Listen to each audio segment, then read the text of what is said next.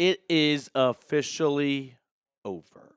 The Deshaun Watson experiment, the era, it's over. After this game, I don't see a way the Browns salvage this season and salvage something out of Deshaun Watson in his remaining contract with the Browns. After sleeping on it, I feel like we can come in with a little bit more of a level-headed approach and leave all the venting and ranting for yesterday.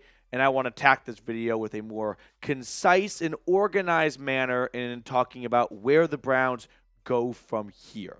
Now, if you are not going anywhere and you're going to stick around for the rest of the year, like me, no matter what, hit the subscribe button down below. I really appreciate the diehard fans who don't quit and don't fold up on this team. Even if it is bad, we're still going to watch them every single Sunday. And if you're one of those types of people, hit the subscribe button. Help us reach our next baby milestone. But let's talk about Week 5 and where the Browns go from here, starting with Deshaun Watson and whether or not the Browns should bench him. I feel like there are two ways to go about this topic. There is what you would like the Browns to do and what we think the Browns will do. And those are often very different things under any umbrella for any topic of conversation. Now, what I think the Browns should do is, well, it's over. I mean, like I said, I mean, do the Browns need to bench him? Not necessarily. I know that might not be what you expected, but I don't think the Browns are going to be a better football team with Watson on the bench, but I think they can realize their offense is not going anywhere with Watson. It's the only offense that through 5 weeks has not produced a 20-plus point performance, so you're somewhat just tossing him out there hoping for a different result when we've seen the same result for 5 straight weeks. So, yeah, you don't have anything to lose by benching Watson because I don't think it could get much worse, maybe a little bit worse, but I don't think it's going to be much worse. But we definitely know that through 5 weeks now, the offense with Watson at quarterback is just not working. It isn't. Is he solely to blame? No, I don't think he is. I think him having a receiving core that leads the NFL in drops doesn't help. I think him having an offensive line that leads the NFL in pressures allowed doesn't help.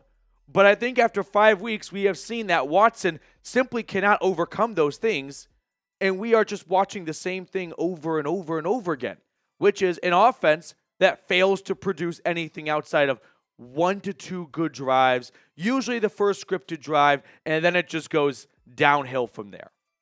Now, I would love for a scientist or a team of them to study what happened to Watson in his fall off. I don't know if it's just karma or if it's just the football gods, but the dramatic fall off from his time in Houston to his time in Cleveland, like I know people are pissed at Haslam, Barry, and Stefanski for trading for him and giving up on Baker and whatnot, but man, they were trading for a quarterback that, I mean, just before he sat out the 2021 season, threw for nearly 5,000 yards and 33 touchdowns. I mean, at the time, you can't really fault them too much for thinking that's going to be a superstar in our offense, but clearly it has not worked. And I think a big reason why is Stefanski and Watson do not mesh. I think Stefanski wanted to change his offense to fit Watson, and Watson wasn't very good at even compromising a little bit to fit Stefanski's offense. And ultimately, these are two football schemes that are very far apart, and neither one has fit well together.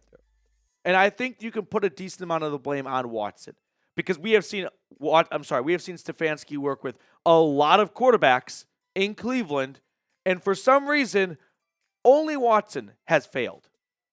Which one's the outlier here, right? I mean, he had Case Keenum winning games on Thursday night against the Broncos. Nick Mullins came in and played pretty much the same level of football Watson has played through 5 games so far this year. 147 yards and 1 touchdown. That is a 2024 Deshaun Watson stat line. Jacoby Brissett was a better quarterback in this offense, without a doubt. Jacoby Brissett, in 13 games, whatever it was a top 5 Browns quarterback since 1999. Joe Flacco, off the couch last year, was a better quarterback than Deshaun Watson through 16 starts in Cleveland. 1,600 yards, 13 touchdowns, and nearly 1/3 of the amount of starts that Watson's had so far. Yeah, Watson's had some tough breaks, and the drops and the pressures surely don't help, but Joe Flacco wasn't working with 10 Pro Bowl players around him like it was some kind of Make-A-Wish kid. Joe Flacco had some tough issues around him as well, but for some reason, it worked with Stefanski, Flacco, and all these other quarterbacks. The outlier here is Watson. And again, I don't want to say I feel bad for the guy because he's $230 million, but has it all been his fault? I do not believe it has all been Watson's fault. But at what point are we just going to continue hoping and praying that it's going to turn around? I was at that point like 3 weeks ago, right? Just wishfully thinking, it's going to click. It's going to click. It's October. It hasn't clicked. It's October of year 3 in Cleveland. It has not clicked. Haslam, Barry, and Stefanski, however, I think are going to hold out hope. Not even hope, but just refuse to accept reality, which is the offense, for whatever reason, is not working with Deshaun Watson. I mean, for starters, I don't see why Haslam would let his coach and GM bench a guy that the two of them convinced is worthy of a $230 million fully guaranteed contract. If I'm Jimmy Haslam, I'm telling Stefanski and Barry, you got to make this work. You got me on board with giving a $230 million fully guaranteed contract. So go get me that quarterback. I don't really blame Haslam for that. Stefanski and Barry, I think if they bench Watson, are basically writing their death certificates. That is acceptance by them that this has been a complete failure, and they were the ones that engineered this trade. So for that reason, like I said 5 minutes ago, when it comes to benching Deshaun Watson, there's what you want the Browns to do versus what the Browns are going to do. And I don't think the Browns, and the Browns being Haslam, Barry, and Stefanski, are going to accept failure. You've got a billionaire. You've got 2 Ivy League grads. I don't think they're going to come to that stage. I think they are going to continue to hope that something can turn around and make this look salvageable. Now, like I said, bench Watson, sure. At the end of the day here, this season is lost. So I don't think this is actually a topic to go at each other's throats over. Like, the season's not going to be a playoff season. So bench him, okay. Don't bench him, okay. I don't think the offense would be much better with Jameis Winston in it. That's a hot take for some people to say, but I don't think changing the quarterback is going to be the dramatic difference maker for this offense. I mean, there are moments where Deshaun Watson is guilty. Like, for example, this play right here. This is a play that results in a fumble recovered by the Commanders, and you can see Deshaun Watson has a good enough pocket to throw to an open Jerry Jeudy 20 yards down the field. Instead, he holds on to the football, which he is guilty of doing far too often, and he's a culprit for 7 sacks yesterday, and this results in a turnover. But then you've got moments like this where the media and people on Twitter ran with it, and this is a false story. I mean, count out the helmets. There are 12 helmets on the field. You have 12 men in the huddle. That is going to be a flag on 4th and goal. Watson, I think, does the only appropriate action here, which is walk off the field and accept the 5-yard penalty for delay of game and kick a chip shot field goal, because if he had stayed in the huddle, they were going to get a flag for too many men in the huddle and another 5-yard penalty. So I don't blame Watson there for walking off the field. Like, what other choice does he have, right? But then there's another play we can go to from yesterday where, look at Watson now. Pocket collapses way too quickly, but look at the route concepts downfield here. 1, 2, 3, 4 Browns receivers, all within like 15 yards of each other. Basically, the Commanders only need 3 guys to guard 4 players here. Why is this a route concept? What play call is this? Is this a play call, or is this just one too many receivers running the wrong route? Like, Jerome Ford starts off in the backfield here. I'm not sure if he's got an option as to whether he should release to the flat or if he should go sit up in the middle. But I think the flat to the right would have been a much more appropriate option here, given you've got 3 receivers all within earshot of one another. So it's plays like that where I go, you want to put Jameis in? Have at it. It's not going to be any better. Jameis can't control having too many men in the huddle. That's on the coaching staff. Jameis can't control having 4 receivers all within like arm's length of one another. That's on the receivers and the coaching staff and the play calling. So if you want to change the quarterback, go for it. Unfortunately, I don't think that's going to change the offense. And that's the tough pill here. I'm all for understanding Watson has been a failure and it has not worked so far. And if that's cause for benching, I get it and I understand it. But I'm trying to find solutions to the Browns offense. And while Watson's been a problem, and one of the bigger problems, the other problems are very, very large. And they are not going away with Jameis at quarterback. Let's move on to the next topic here. Stefanski and Andrew Berry. Are they both on the hot seat? I think it's time to have that conversation. When you are 1-4 with this talented of a roster that they constructed, who else is to blame but them? Sure, they can't catch the football. There are certain moments where player execution has failed this coaching staff, which then has failed the front office that built this roster. But there are also plenty of examples of, yeah, you kind of get what you pay for here, right? Not just Watson, but also the drafting has been abysmal in a lot of ways. And we're going to look at that in more detail here in just a moment. But I do want to give a quick shout out to our sponsor today, which is Game Time. If you are brave enough to go to a Browns game or maybe a Guardians game, Game Time is an awesome deal called Game Time Picks that filters out the fluff to show you only incredible deals on great seats so you don't have to waste time searching through thousands of tickets.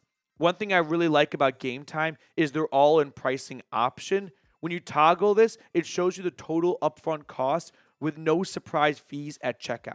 So download the Game Time app today and take the guesswork out of buying tickets. When you download the app, remember to use code CHATSPORTS for $20 off your first purchase. Terms apply. Again, create an account and redeem code CHAT Sports for $20 off. I put all that information in the comments and description of today's video. Download Game Time today. What time is it? Game time. Let's get back to Stefanski and Berry being on the hot seat. If you're Jimmy Haslam, how can you not hold these two the most responsible for this season's failures, right? They were the ones that built this roster. Stefanski's the one pushing the buttons. Stefanski's the one calling plays. They have to be the first heads that roll, I would think, unless somehow Stefanski and Berry convince Jimmy Haslam it's all Deshaun Watson's fault. He is sabotaging us. It is 100% him to blame. And give us a different quarterback, and we can make this work. That's a tough thing to do, but maybe they can do that. I feel like Haslam will not quit on Stefanski and Berry. I think he, A, believes in them to a very big extent because he gave them both contract extensions before the season started. So there is clearly a high level of belief and trust. 2, I don't think Haslam wants to do another head coach and GM search. Something he did far too often when he first purchased this team. And I think even though it has not been good this year, there have been enough good moments and good seasons where they can tell Haslam, listen, we really screwed up trading for Watson, but we have a good amount of body of work and evidence that proves we are a good head coach and GM duo. And if you just give us another chance, we can get back to the playoffs, which you've been to twice in the last 4 seasons. That's not an easy thing to do, but I think that will get accomplished. I don't think Stefanski and Berry are going to get fired. I think they will be back in 2025. So, with that being said, let's talk about 2024 and whether or not the Browns should blow it all up. I mean, the NFL trade deadline is November 5th. Do they look at that as an opportunity to do a major reset as they get back in the first round since they picked Greg Newsome in 2021 and stockpile as many picks as possible and maybe use their first round pick on a quarterback like Cam Ward or Quinn Ewers or Jalen Milroe, who knows? We don't need to talk about exactly which quarterback yet. And then get as many day 2 draft picks to surround that rookie quarterback. And you've got enough pre-existing pieces where you feel like, hey, we don't have to hit the major reset button. We can do more of a remodeling than a rebuilding. Now, where do you start getting those assets? Well, here are some trade candidates. Amari Cooper, Elijah Moore, both players on expiring contracts. Jack Conklin and Jed Wills. I'm not sure if anyone's interested in trading for 2 guys who are dealing with injuries, but in case someone is and they really need depth at the offensive tackle position, I'm open to trading both of those players. Shelby Harris and Quentin Jefferson, 2 good veteran interior defensive linemen. Teams are really looking to beef up the trenches going into the final stretch of the season. Okoronkwo, if you're looking to add a pass rusher. And then Greg Newsome, because teams are always looking for DBs, especially if injuries start to pile up. Now, 3 guys that are off the table for me, Njoku, Garrett, and Ward. These players could probably get you the most return, but I'm not interested in trading these 3 guys. Like, maybe I'm being naive. Maybe I'm not thinking best long term. But these are 3 players I want to see play their entire career in Cleveland. So for me, they are off the table. I think the most likely outcome is an Amari Cooper trade to the Kansas City Chiefs. The Chiefs have been very vocal about looking for a wide receiver. This Brown season is going nowhere at 1-4. Cooper hasn't shown you much to believe you should hold on to him even beyond this season. So yeah, if the Chiefs want to dangle a 3rd or 4th round draft pick in front of you, take it and run. Take it and run. My fear, though, is Andrew Berry the right GM to be leading a remodeling via the draft? Think about this Browns roster. It has not been constructed through the draft. It has been constructed through trades and free agency. Now, in a little bit of defense for Andrew Berry, he has not had a lot of early draft picks to work with, which was his own doing. But I still believe Berry, as a drafter, as a GM, to rebuild this roster is somewhat scary. Let's go down all of Andrew Berry's draft picks right now. Go back to his first draft, 2020. Jed Wills, you got to make your first round pick count, especially when it's 10th overall, but that has been a below average pick for being number 10. Grant Delpit has been a good pick. Nothing more, nothing less, a good pick. Jordan Elliott was bad until his contract season came about. Jacob Phillips, unfortunately, couldn't stay healthy, so I won't hold that against Berry. Harrison Bryant was meh for being round 4, would hope for a little bit more. Nick Harris and DPJ for being round 5 and 6 were perfectly fine, but nothing more than that. Greg Newsome has been a average player in the NFL. Would hope for maybe a little bit more oomph in round 1, but nothing too horrendous, but nothing too great to write about. JOK has probably been his best draft pick given where he was taken and how good he has been. Schwartz was a flop. James Hudson for round 4 has been meh, and that's being generous. Tommy Togiai was a flop. Tony Fields for being a round 5 pick has been okay. LeCount was a flop. Demetric Felton was a flop.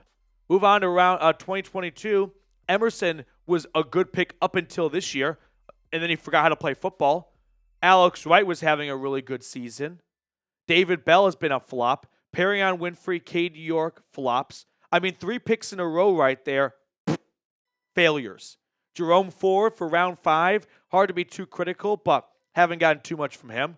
Michael Woods, Isaiah Thomas, Dawson Deaton. I won't define Berry as a drafter when it comes to his round 6 and 7 picks, but you'd hope at one point you can kind of sneak out one good pick here. Hasn't really happened in day 3 of the draft for him, has it? I mean, that's where the draft, that's where teams are built. You're supposed to hit your round 1 and round 2 guys. But can you get at least a Mendoza line going for round 3 or for day 3? Browns have not. Tillman hasn't worked. Siaka Ika was a failure. Dawand Jones, like Martin Emerson, has forgotten how to play football. Isaiah McGuire, I think, has done a decent job of stepping into a larger role this year, but still too early to judge. DTR has been a backup at best. Cam Mitchell's been solid. Luke Whippler, we haven't seen at all, essentially. And then this year, Zach Zinter has had the largest role so far, and he's a rookie, so I won't define it too much. But man, that Mike Hall pick, how many times they had to learn their lesson about character concerns? They didn't when it came to Perrion Winfrey, and then they repeated the same mistake with Mike Hall. Jamari Thrash has been a healthy scratch. Nathaniel Watson hasn't seen the field. Same for Harden and Briggs, who's on the practice squad. I mean, think about the last 5 drafts. There's one offensive starter, Jed Wills. One guy who, if everyone's healthy, is a starter. 2020, 2021, 2022, 2023, 2024. 5 drafts, you have one starter on offense out of that. And he's not even a good starter. So, yeah, I understand the allure to let's strip it down, get a bunch of picks. For this drafting history, I'm not very confident in that. Hopefully, it'll be a lot easier if it's round 1 and round 2 picks, but his earliest pick being 10th overall has been relatively a disappointment. I don't know what the quick fix here or the quick solution is. But blowing it up might sound easy right now, but it only works if you nail the picks. And they don't have a history of doing that under Barry. 5th and final takeaway, and this has just been a season takeaway now, major player regression. I can't quite put my finger as to the cause, but we are seeing dramatic regressions from Amari Cooper, Dawand Jones, Ethan Pocic, Martin Emerson, Greg Newsome, Grant Delpit. I mean, guys that I feel like have shown real Pro Bowl level potential. And this year, they are showing that they don't even deserve to start in the NFL. All 6 of them, and there are more, but those 6 really jump out to me as leading candidates of, pardon my French, what the fuck happened? What happened to them? I would love to know what's happened to Emerson. I'm hoping that it is just he is a part of the shitstorm that is the Cleveland Browns, and everyone is sinking together. You know how all tides raise all boats? Well, right now, there is a drought across the entire 2024 Browns, and everyone is sinking as a result. I don't know if it's because they are constantly playing from behind. They feel like they have to make a big play to save the game, and it results in a big play being given up on their watch. Right? They're trying to do their job and a little bit of someone else's because they don't feel like the other guy can take care of his own job. But all of a sudden, they're all failing on all fronts. And also, Ken Dorsey and offensive line coach Andy Dickerson. I don't know why I said Andy Dickerson have been flops. Combine Dickerson and Andy. That's how much I don't care about this guy. Dorsey and Dickerson have been complete flops of coaches so far. I don't know what Dorsey does. We're seeing nothing about his philosophies come through on the field. And Dickerson and the offensive line have been a bottom 5 unit in the NFL. Complete flops. That's going to be it for today's show. Good luck getting through the rest of the day. We all need it.